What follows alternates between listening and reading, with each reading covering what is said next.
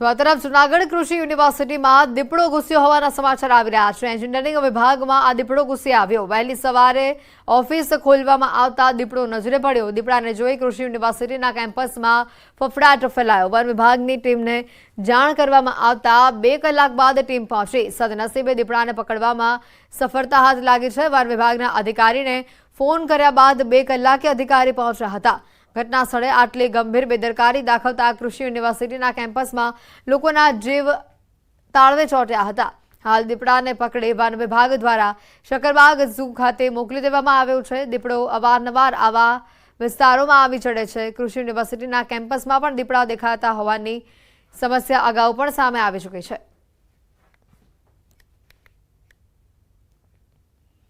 राज्य सरकार शिक्षण पाछळ करोड़ों रूपियानो खर्च करे छे। बाळको शाळाए जई शके तेना माटे सरकार लाखों रूपियानो खर्च करी सायकलो आपे छे, परंतु तंत्रनी बेदरकारीना कारणे विद्यार्थीओने प्रवेशोत्सवमां आपवामां आवेली सायकलो धूळ खाई रही छे।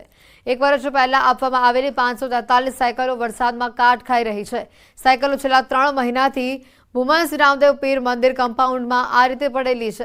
राज्य सरकारे आ सायकलो धोरण 9 में प्रवेश मेळवती विद्यार्थिनीओने आपी हती, परंतु प्रवेशोत्सवमां आपवानी सायकलो धूळ खाई रही छे। तंत्रनी भूलना कारणे लाखों रूपियानो वेडफाट थई रह्यो छे। खेड़ाथी आ दृश्यो सामे आवी रह्या छे। 2023 शाळा प्रवेशोत्सवमां आपवानी सायकलो हजी सुधी अपाई नथी। 3 मासथी वरसादमां आ सायकलो काट खाई रही छे। गुजरात सरकार द्वारा विद्यार्थिनीओ आगर पोतानो अभ्यास करे ते हेतुसर कन्या केळवणी महोत्सव तेमज शाळा प्रवेशोत्सव दरमियान धोरण 9 में अभ्यास करती विद्यार्थीओने सायकल आपवामां आवती होय छे।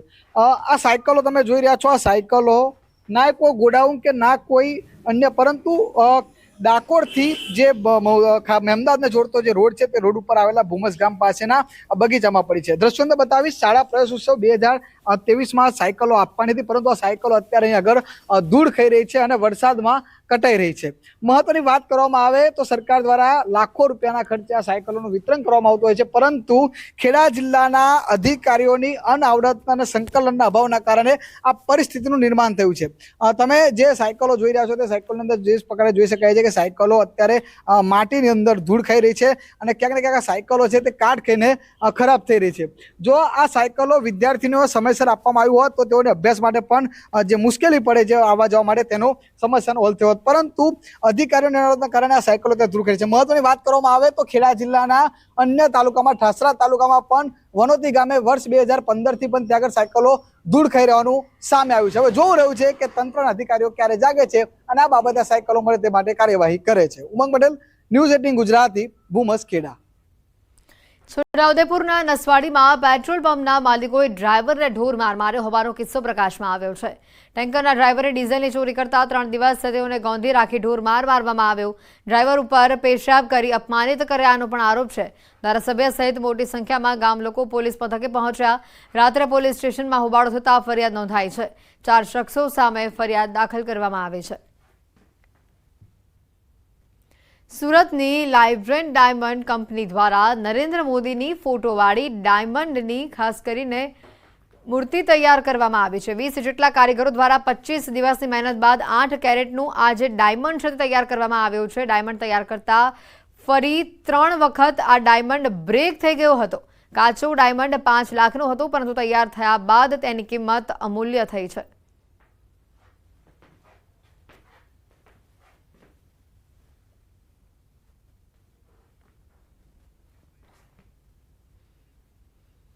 न्यूज 18 नेटवर्कनी वन ट्री पहलमां अपनी साथे जोड़ाया छे पूर्व केंद्रीय केबिनेट मंत्री Anurag Thakur.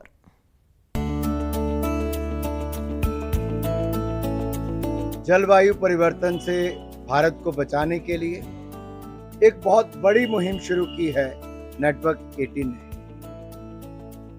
Project one tree, एक पेड़ लगाएं और जलवायु परिवर्तन से अपने देश को बचाएं।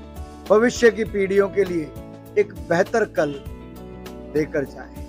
आइए, जैसे मोदी जी ने कहा था, माई लाइफ प्रोजेक्ट के अंतर्गत हम खुद भी जागरूक हों और अन्यों को भी जागरूक करें। एक और मोदी जी ने मुहिम चलाई है, एक पेड़ माँ के नाम। वैसे ही नेटवर्क 18 ने भी प्रोजेक्ट वन ट्री चलाया जो सराहनीय है, प्रशंसनीय है। मैं बधाई देता हूं नेटवर्क 18 को और आप सभी दर्शकों से आग्रह करता हूं कि आइए एक एक पेड़ लगाएं और बेहतर कल बनाएं।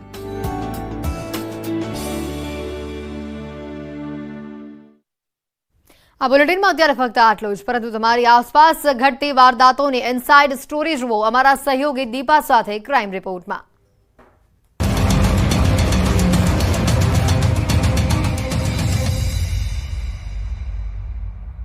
વર્ષથી પ્રકાયા છે ત્યારે ગાગડિયું નદીમાં 3 વખત પૂર આવ્યું।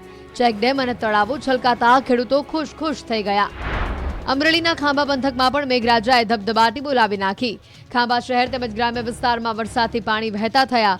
સરાકડિયા, નાનુડી આ સહિતના ગામોમાં વરસાદ નોંધાયો। ઊભા પાક પર પિયતરૂપી વરસાદ થતા ખેડૂતોમાં ખુશીનો માહોલ જોવા મળ્યો।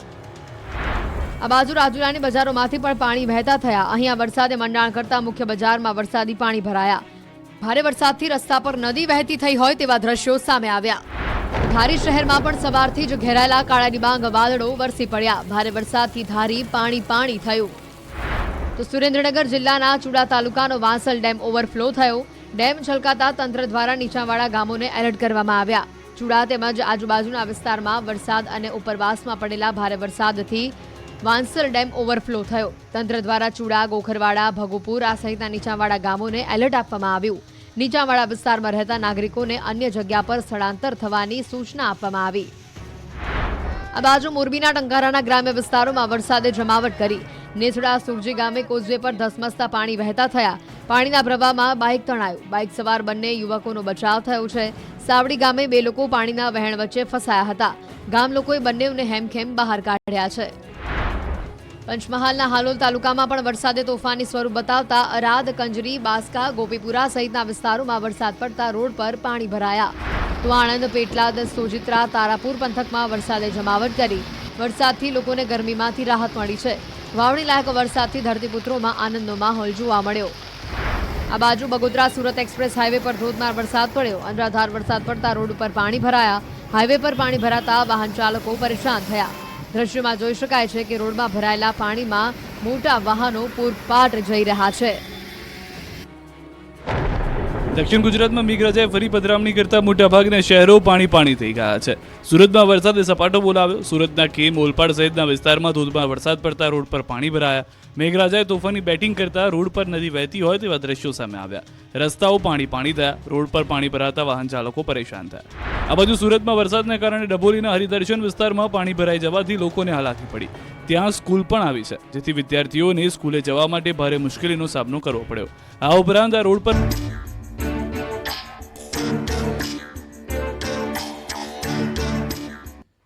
હેડલાઇન્સ પ્રેઝન્ટેડ બાય દરેક વાનગીનો વટ પાડતો સ્પાયરન ગરમ મસાલો, ગુજરાતનો ખરો સ્વાદ સ્પાયરન મસાલા। સાંજે 4 વાગ્યા સુધી ભારે વરસાદની આગાહી। 8 જિલ્લામાં રેડ એલર્ટ, 16 જિલ્લામાં ઓરેન્જ એલર્ટ। કચ્છના ભુજમાં પ્રી મોન્સૂન કામગીરીના દાવા પોકળ। મહેર અલી ચોકમાં દ્વિચક્રી વાહન ચાલકો ખાબક્યા ખાડામાં। દ્રશ્યો સીસીટીવીમાં કેદ। અમદાવાદની શાંતિ એશિયાટિક સ્કૂલ બંધ કરાઈ। તપાસ થાય ત્યાં સુધી ઓનલાઈન શિક્ષણ આપવાનું રહેશે શરૂ।